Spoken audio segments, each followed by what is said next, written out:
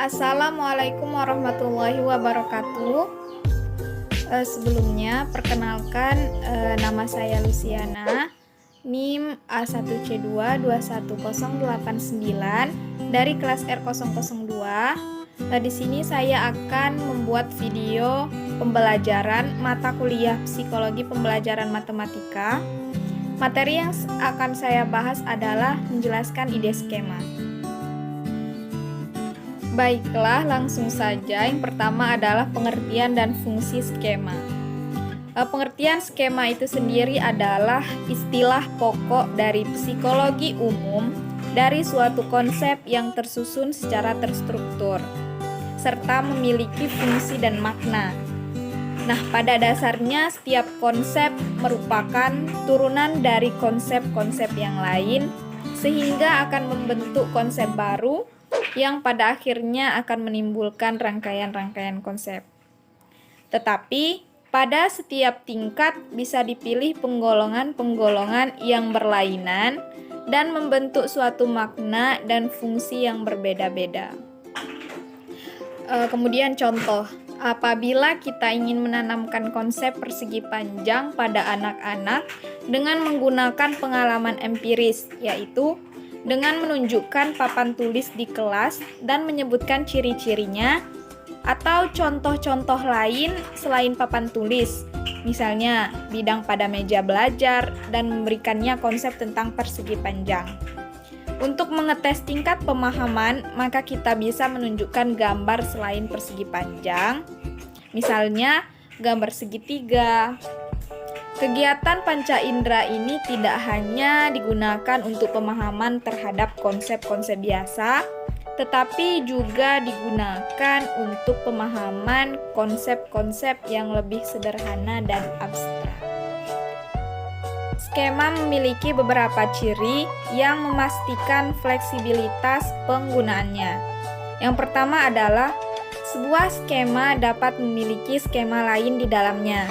Misalnya, sebuah skema bagi bangun ruang. Nah, dalam bangun ruang tersebut mencakup skema bagi kubus, tabung, prisma, dan seterusnya.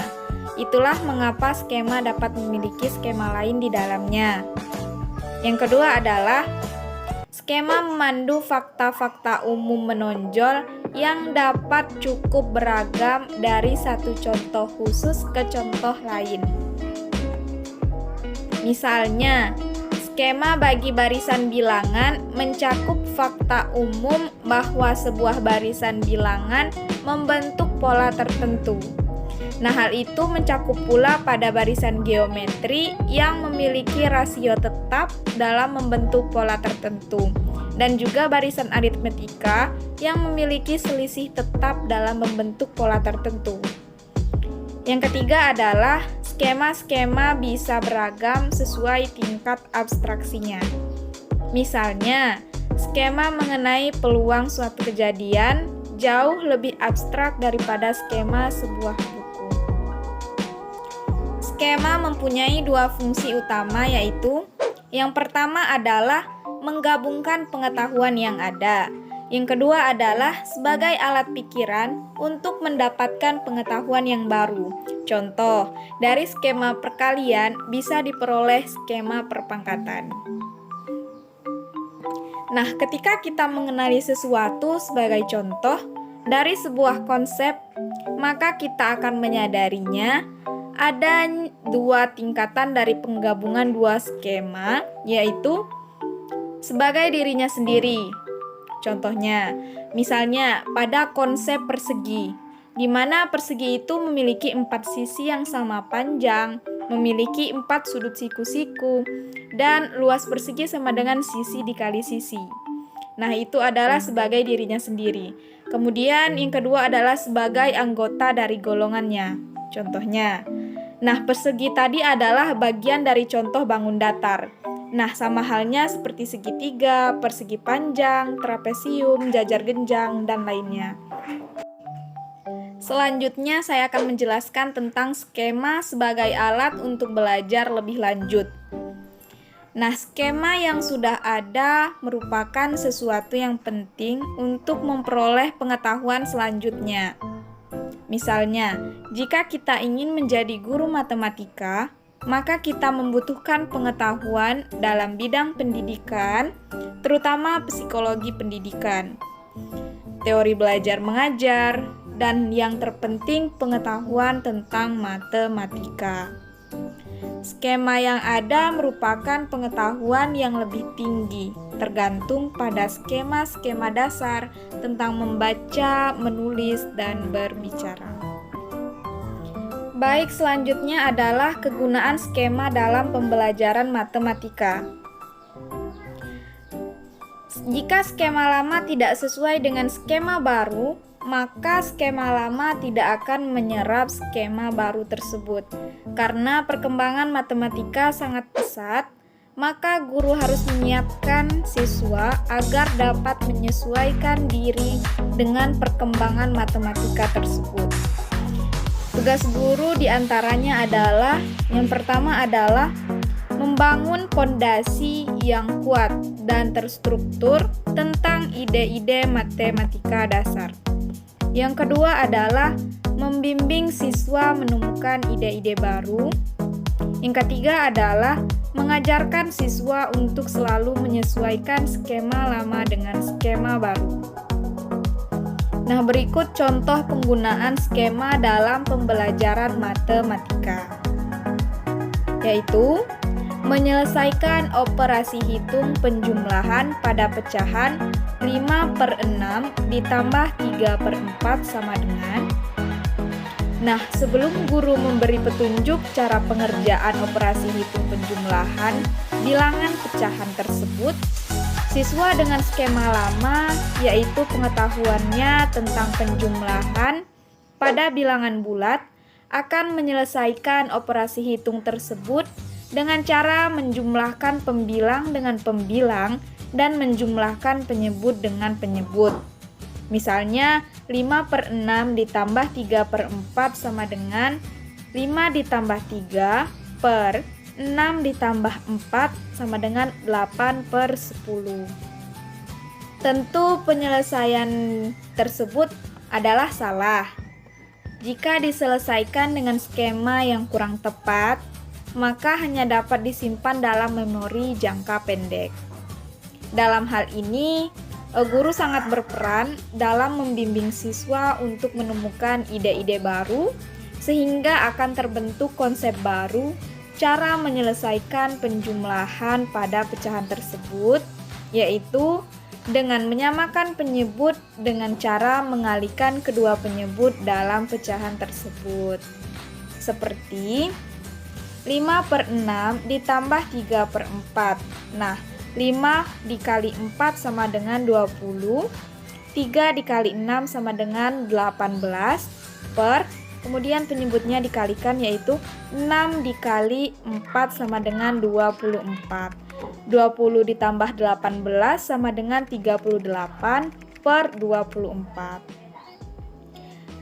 Penyelesaian penjumlahan pecahan tersebut juga bisa diselesaikan dengan cara lain jika kita menginginkan skema yang tepat dan dapat disimpan dalam memori jangka panjang. Maka penjumlahan pecahan tersebut juga dapat diselesaikan dengan menggunakan perhitungan KPK dari kedua penyebutnya. Nah, hasil KPK dari 6 dan 4 adalah 12.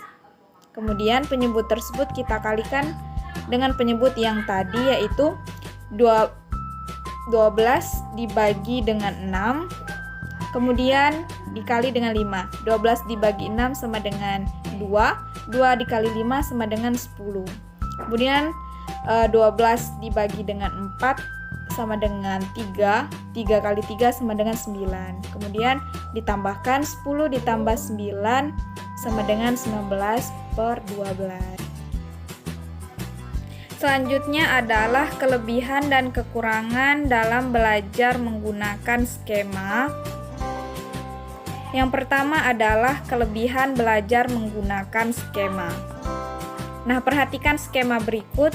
Yang pertama adalah logaritma, akar pangkat, eksponen, kurva, integral, kemudian turunan. Yang kedua adalah data, statistik, peluang. Nah, salah satu kelebihan belajar menggunakan skema adalah semakin banyak skema yang tersedia bagi kita, semakin baik kemungkinan kita dapat mengatasi hal-hal yang tidak terduga.